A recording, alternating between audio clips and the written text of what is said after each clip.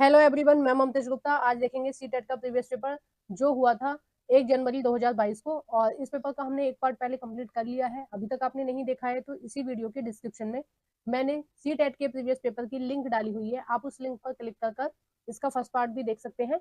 और वो आपको सबसे नीचे मिलेगा, प्लेलिस्ट में जो सबसे नीचे की तरफ वीडियोज होंगे उनकी उसमें मिलेगा। और उस प्लेलिस्ट में लगभग आपको 70 से 80 वीडियो मिलेंगी। क्योंकि मैंने अभी तक जो 2014 से 2024 तक जितने भी सीटेट के पेपर हुए हैं वो सभी कंप्लीट करा दिए विद एनसीईआरटी एक्सप्लेन। ठीक है, एनसीईआरटी के अकॉर्डिंग मैंने एक्सप्लेन करके भी बताया और ये भी बताया कि कौन सा आपका क्वेश्चन कौन सी एनसीईआरटी बुक से आया है। ठीक है, तो आप उस प्लेलिस्ट की हेल्प ले सकते हैं। और ये जो साइड में प्लेलिस्ट लगी हुई है ये सभी मैंने पढ़ाई है 6th 7th और 8th क्लास की हिस्ट्री, ज्योग्राफी और पॉलिटिकल साइंस एनसीईआरटी को बहुत ही विस्तार से पढ़ाया है। साथ में उसके एमसीक्यू भी कराए हैं। अगर आपके पास बुक पढ़ने का भी टाइम नहीं है तो आप मेरी इन वीडियोस की हेल्प लेकर, प्लेलिस्ट की हेल्प लेकर एमसीक्यू भी कर लेंगे तो भी आपके सीटेट का पेपर क्वालिफाई हो जाएगा। ठीक है, और इन सबको देखने के लिए एनसीईआरटी ममतेज गुप्ता यूट्यूब चैनल को ओपन करके प्लेलिस्ट वाले ऑप्शन पर क्लिक कर ये सभी आप देख सकते हैं। ठीक है, और आप एक चीज ध्यान रखना, एनसीईआरटी 6th 7th और 8th क्लास की ही करनी है, उससे ज्यादा एनसीईआरटी नहीं पढ़नी है। ठीक है, बस 3 क्लास की एनसीईआरटी करनी है। आइए शुरू करते हैं। क्वेश्चन नंबर 41 कथन है ए 19वीं शताब्दी में जब लड़कियों के लिए पहले स्कूल खोले गए तो लोगों में उनके प्रति भय था। कारण है आर लोगों का भय था कि स्कूल जाने पर लड़कियों का दुष्प्रभाव पड़ेगा। तो इसका जो सही आंसर रहेगा वो रहेगा ए। ए और आर दोनों सही है और आर जो है वो ए की व्याख्या करता है। देखिए ये जो आया है ये आया है आपका 8th क्लास की हिस्ट्री एनसीईआरटी से, चैप्टर नंबर 7 से। और इस चैप्टर में ये कहा गया है कि जो पुराने लोग थे वो लड़कियों को पढ़ने लिखने जाने के लिए मनाही करते थे, स्कूल में पढ़ने के लिए मनाही करते थे, क्योंकि उनको ऐसा लगता था कि अगर लड़की पढ़ लिख जाएंगी तो वह समाज से, रीति रिवाजों से इनसे ऊपर उठ जाएंगी। ठीक है, तो और वैसे एक चीज मैं आपको बता दूं, जो पढ़ी लिखी लड़कियां होती हैं वो अपनी बात रखना जानती हैं, वो अपना पक्ष रखना जानती हैं, जो लोगों को पसंद नहीं आता है। ठीक है, इसलिए कहते हैं कि पढ़ी लिखी बहू है तो वो ठीक नहीं होती है घर के लिए। कुछ लोगों का ऐसा मानना है क्योंकि वो अपनी चलाएगी, वो अपनी नहीं चलाती है, वो अपना पक्ष रखती है। ठीक है, जो लोगों को पसंद नहीं आता है।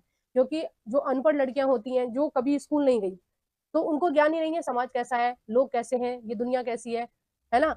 और फिर वो ससुराल में आती हैं तो ससुराल में भी इस तरह से रहती हैं। अब मैं अगर अपने परिवार की बात बताऊं तो मेरी अम्मा ने बस 2nd क्लास तक पढ़ाई की थी और वो भी अब पास के ही एक स्कूल में। उसके बाद वो कभी स्कूल नहीं गई। ठीक है, क्योंकि फिर ये था कि अगर ज्यादा पढ़ लिख जाओगी तो तुम्हारी शादी नहीं होगी, तो इस चक्कर में वो पढ़ नहीं पाएंगे। शादी के बाद पढ़ लेना अपने हस्बैंड के यहाँ पर। मेरे बाबा खुद टीचर थे लेकिन वो पढ़ने लिखने की कभी उन्होंने हिम्मत नहीं की। अम्मा ने, क्यों? क्योंकि उनकी सास नहीं पसंद करती थी कि पढ़ लिख जाएगी तो अपनी चलाएगी। और उनका कॉन्फिडेंस इतना लो रहा कि वो मेरे से लगभग 80 साल की उम्र में ये कह रही थी कि उन्होंने जिंदगी में कभी मार्केट नहीं देखी।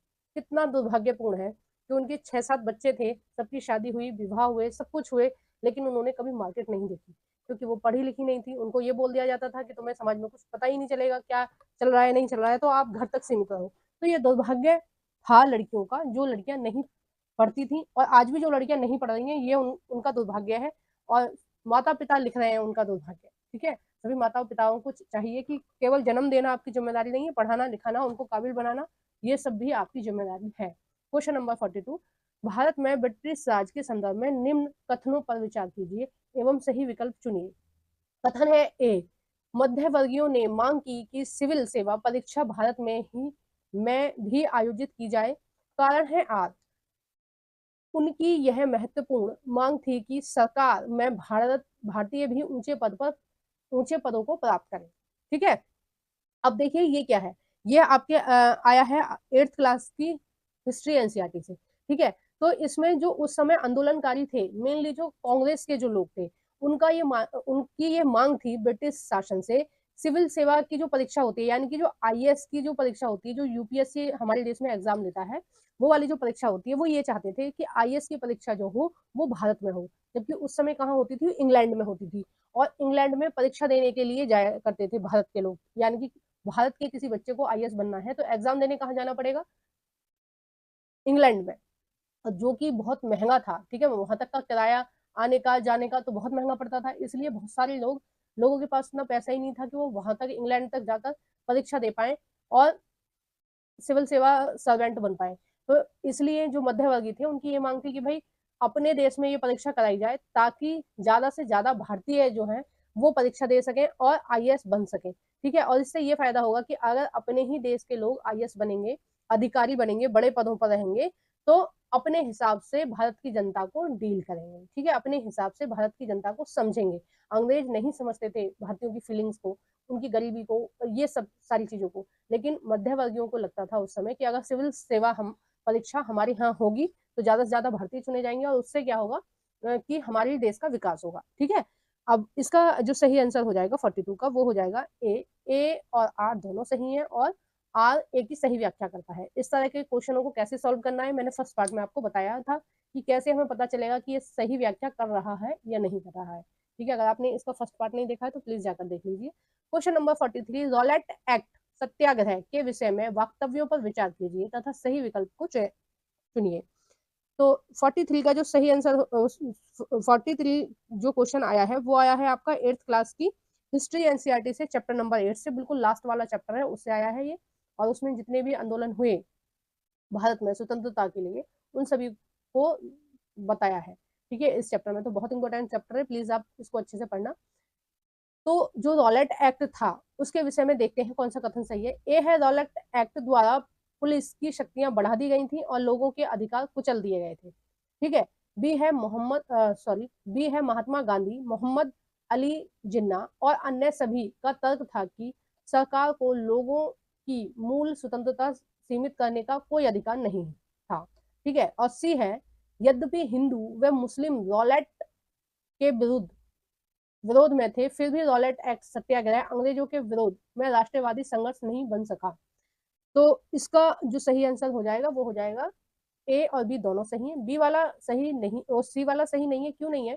कि इन्होंने बोला है कि अंग्रेजों के विरोध में राष्ट्रवादी संघर्ष नहीं बन सका जबकि संघर्ष बना था। ठीक है, रॉलेट एक्ट एक समृद्ध क्रांति की शुरुआत थी। ठीक है, एक समृद्ध आंदोलन की शुरुआत थी। रॉलेट एक्ट के बाद हिंदू और मुस्लिम एकजुट हो गए थे और उन्होंने एकजुट होकर स्वतंत्रता के लिए संग्राम किया था। रॉलेट एक्ट क्या था कि जो भी व्यक्ति कहीं भी आंदोलन करता हुआ या किसी भी गतिविधि में मिलेगा, ठीक है, ये थोड़ी सी टाइपिंग मिस्टेक है मुस्लिम की, कोई भी आंदोलन से रिलेटेड कोई भी एक्टिविटी में इन्वॉल्व होता हुआ दिखाई देगा, कोई भी व्यक्ति आंदोलन, स्वतंत्रता आंदोलन के बारे में या फिर कोई भी आंदोलन करने वाला कार्यकर्ता, उसको पुलिस बिना नोटिस दिए, बिना उसका अपराध जाने उसको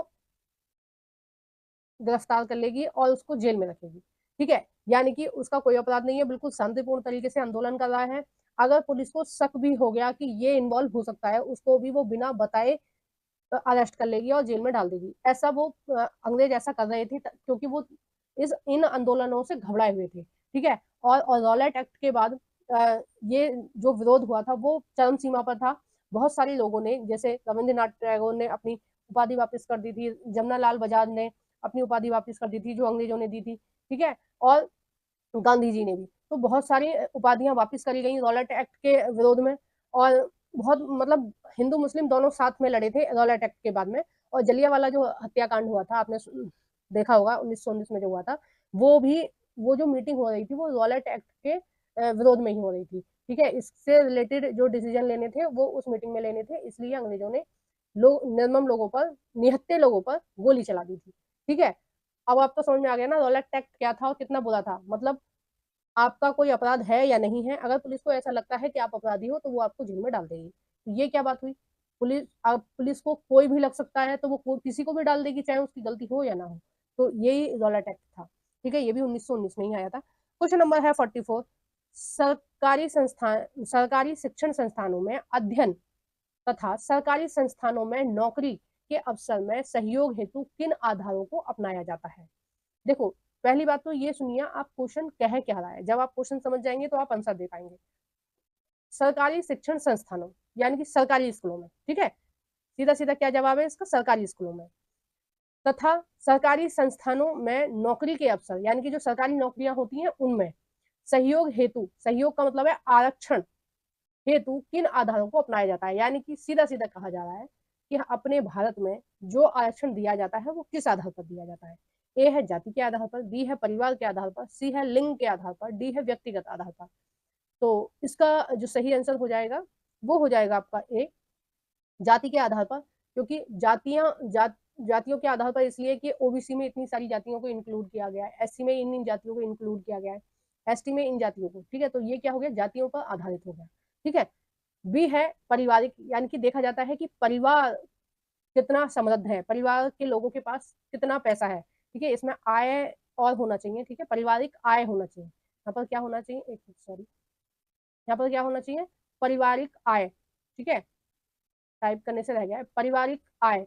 तो पारिवारिक आय को भी आरक्षण के समय देखते हैं ना कि आपके पिता की उम्र या आपके पति की उम्र, तो सॉरी, पिता या पति की जो आय है वो इस क्राइटेरिया से ज्यादा नहीं होनी चाहिए। अगर ज्यादा है तो आपको आरक्षण नहीं मिलेगा, ठीक है। लिंग के आधार पर जैसे लड़कियों को आरक्षण ज्यादा होता है, अगर लड़कियों की भर्ती होती है तो 1-2 साल उनको ज्यादा मिलते हैं, है ना, एज में इलेक्शन से मिलता है, जबकि पुरुषों को नहीं मिलता है। और अगर शिक्षा में बात करें हम, तो स्कूलों मतलब सरकारी जो टीचर होती हैं तो टीजीटी में तो लगभग 10-10 साल का उनको आरक्षण मिलता है। आइए नेक्स्ट देखते हैं क्वेश्चन नंबर 45। दिए गए ए और बी को पढ़ें तथा सही विकल्प का चयन कीजिए। ए है पृथ्वी का खिंचाव बल और मंडल को बांधे रखता है। बड़ा अटपटी सी लैंग्वेज होती है इसकी, सी टाइप के क्वेश्चन होगी, है ना। और बी है बाह्य ग्रह सूर्य से बहुत दूर है तथा चट्टान के बने हैं। देखो इसके जो ऑप्शन है वो दोनों ही गलत है, ठीक है। और सबसे पहले मैं आपको बताना चाहूंगी, ये जो क्वेश्चन है आपका, ये आया है आपका 7th क्लास की geography NCERT, sorry 6th class की ज्योग्राफी एनसीईआरटी से, चैप्टर नंबर 1 से आया है, सौर मंडल से आया है। दूसरा, ये जो पृथ्वी का खिंचाव बल और मंडल को बांधे रखने का कोई संबंध नहीं है। ये जो सौर मंडल के केंद्र में कौन है, सूर्य है, कौन है केंद्र में है, सूर्य। तो सूर्य सारे ग्रहों को बांधे हुए है, ठीक है। कौन बांधे हुए है, सूर्य, ना कि पृथ्वी। नेक्स्ट है इसमें बाह्य ग्रह सूर्य से बहुत दूर है ना, तथा चट्टानों के बने हैं। तो ये तो बात सही है कि बाह्य जो ग्रह हैं वो सूर्य से बहुत दूर है, लेकिन चट्टानों के बने हुए हैं, ये बात गलत है। बाह्य ग्रह कौन से हैं, देखिए, एक मिनट, इसको रेस करके मैं आपको बताती हूँ। देखो ये हो गया आपका सूर्य, ठीक है, ये क्या हो गया, सूर्य। और सूर्य के बाद क्या है, बुध, ठीक है। बुध के बाद है शुक्र, और शुक्र के बाद है पृथ्वी। ये जो 4 ग्रह बताए हैं मैंने, और मंगल, ये जो 4 ग्रह मैंने अब आपको बताए हैं, ये है पार्थिव ग्रह या आंतरिक ग्रह इनको बोलते हैं। क्यों बोलते हैं, क्योंकि इनकी जो सतह है वो चट्टानों से बनी है, ठीक है, यानी कि पत्थर से, मिट्टी से, इनसे बने हैं, है ना। जो बाद के ग्रह हैं कौन कौन से, बृहस्पति, शनि, अरुण और वरुण, ठीक है। ये जो 4 ग्रह हैं ये है गैसीय ग्रह, यानी कि इनकी जो सतह है वो मिट्टी से या पत्थर से नहीं बनी हुई है, वो किससे बनी हुई है, गैसों से। तो ये जो 4 ग्रह हैं इनको गैसीय ग्रह भी बोलते हैं और इनको बाह्य ग्रह भी बोलते हैं, ठीक है। अब आपको पता चल गया आंतरिक ग्रह कौन से होते हैं, आंतरिक या पार्थिव ग्रह कौन से होते हैं, बुध, शुक्र, पृथ्वी और मंगल, ये हो गए आंतरिक ग्रह या पार्थिव ग्रह। और बाह्य ग्रह कौन से हो गए, बृहस्पति, शनि, अरुण, वरुण, या इनको गैसीय ग्रह भी बोलते हैं, ठीक है, क्योंकि ये किससे बने हुए हैं, गैस से बने हुए हैं। और ये क्या हो गया, दोनों ही इसके गलत ऑप्शन दे रखे हैं। नेक्स्ट देखते हैं क्वेश्चन नंबर 46। गल्फ स्ट्रीम गर्म जलधाराएं हैं, अतः इनमें चलने की प्रवृत्ति है, इनमें चलने की प्रवृत्ति है। पहला है भूमध्य रेखा की ओर, दूसरा है ध्रुवों की ओर, तीसरा है ना भूमध्य रेखा की ओर और ना ही ध्रुवों की ओर, और चौथा है कुछ भी निश्चित नहीं है, ठीक है। तो 46 का हम आंसर देखें उससे पहले हम देखेंगे इसको बुक में, ठीक है। आइए देख लेते हैं, एक मिनट, ये वाली है, हाँ। तो देखो ये है आपका वर्ल्ड मैप, ठीक है, और ये है, एक मिनट, और ये है आपका विषुवत व्रत, ठीक है। ये आपको रेड कलर की लाइन दिख रही होगी जो मैंने खींच दी है अब। ये क्या है, विषुवत व्रत, ठीक है।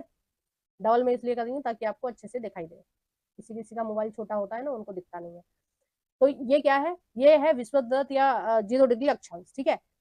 तो यहाँ पर सूर्य की किरणें हमेशा सीधी पड़ती हैं, तो यहाँ का जो पानी है वो हमेशा गर्म होगा, ठीक है। स्वाभाविक सी बात है, जब पूरे साल सूर्य की किरणें सीधी रहेंगी तो पानी कैसा रहेगा, यहाँ का गर्म रहेगा हमेशा, ठीक है। ध्रुव हमारे कैसे हैं, ठंडे हैं, बर्फ से ढके हुए हैं। तो ध्रुव कैसे होंगे हमारे, हमारे हैं ध्रुव ठंडे, ठीक है, बर्फ से ढके हुए। अब देखिए जो इधर से जो जलधाराएं चलेंगी, ठीक है, भूमध्य रेखा से जो जलधाराएं चलेंगी वो कैसी चलेंगी, गर्म।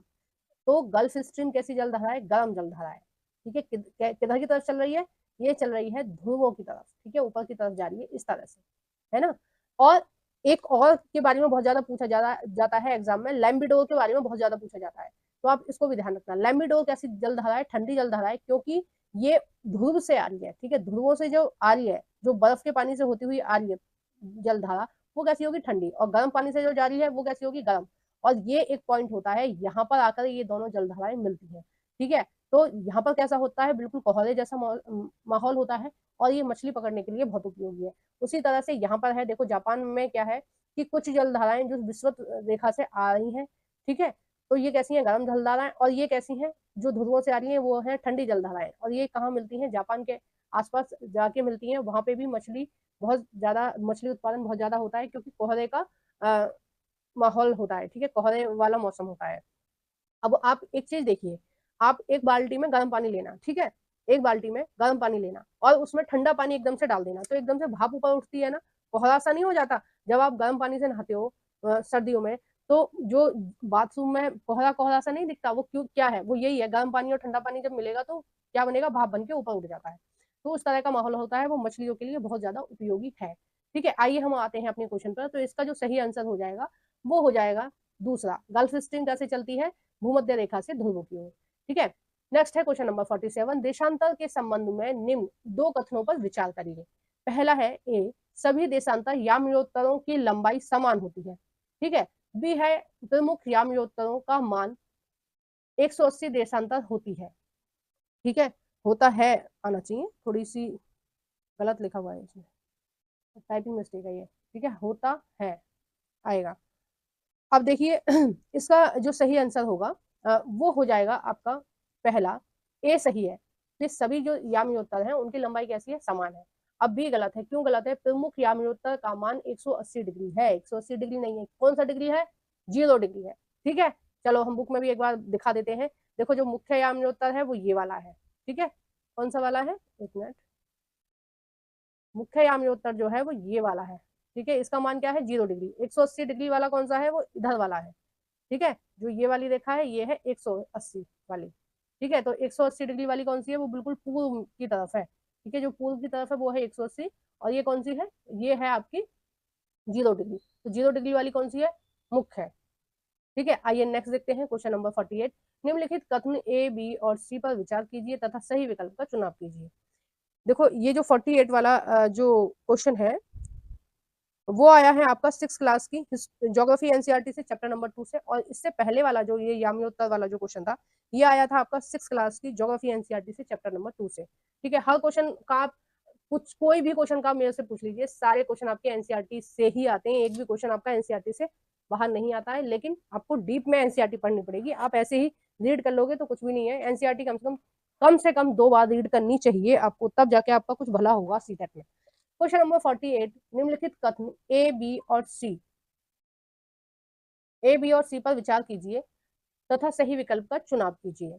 ए है, विश्व के ताप कटिबंधों का वर्गीकरण अक्षांशों के आधार पर होता है। बी है, उत्तर और दक्षिणी ध्रुव को जोड़ने वाली काल्पनिक रेखाएं अक्षांश कहलाती हैं, ठीक है। ये यहाँ पर गलत हो गया, अक्षांश नहीं होता है, उनको क्या बोलते हैं? खड़ी वाली रेखाओं को क्या बोलते हैं? देशांतर। लेटी वाली रेखाओं को क्या बोलते हैं? अक्षांश। सी है, सभी देशांतरों की लंबाई समान होती है। तो ये वाला जो सी ऑप्शन है वो सही हो जाएगा, ठीक है। तो इसका जो आंसर होगा वो कौन सा होगा? ए और सी सही है। देखिए एक बार, अगर आपको बुक में भी देखना है तो मैं दिखा देती हूँ।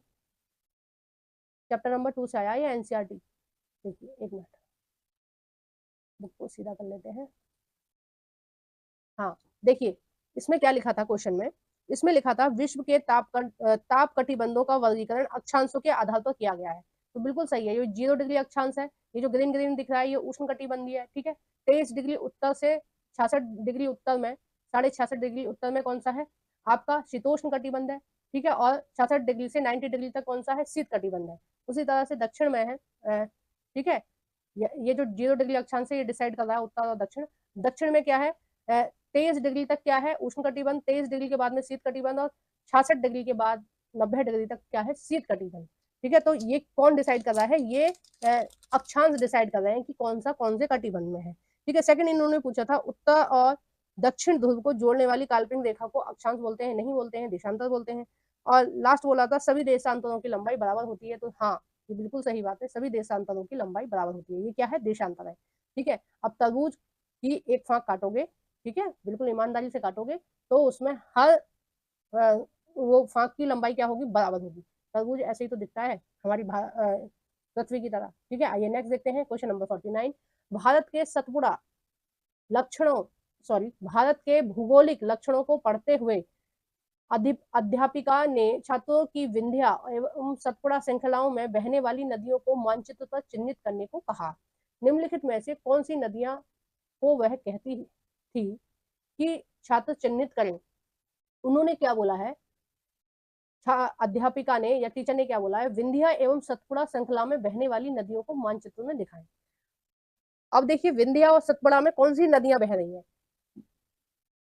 वो बह रही हैं आपकी, मैं डायरेक्ट आपको आंसर बता देती हूँ, वो बह रही हैं आपकी पहली नर्मदा और ताप्ती, तापी नदी, या कहीं कहीं इसको ताप्ती नदी भी बोलते हैं। ठीक है, तो सबसे पहले मध्य प्रदेश में किसकी श्रृंखलाएं हैं, विंध्या की श्रृंखलाएं। और वहां से कौन सी नदी बह रही है, वहां से बह रही है नर्मदा नदी। ठीक है, ये इधर से बह रही है नर्मदा नदी। ठीक है, उसके बाद कौन सी श्रृंखलाएं हैं, उसके बाद आपकी श्रृंखलाएं हैं सतपुड़ा की, और उसके बाद कौन सी नदी बह रही है, तापी। ठीक है, उसके बाद कौन सी बह रही है, तापी, और उसके बाद कौन सी श्रृंखलाएं, उसके बाद है अजंता की। ठीक है, तो ये आपको जो क्रम है वो याद रखना है, कई बार पूछ लिया जाता है। सबसे पहले कौन सा, सतपुड़ा।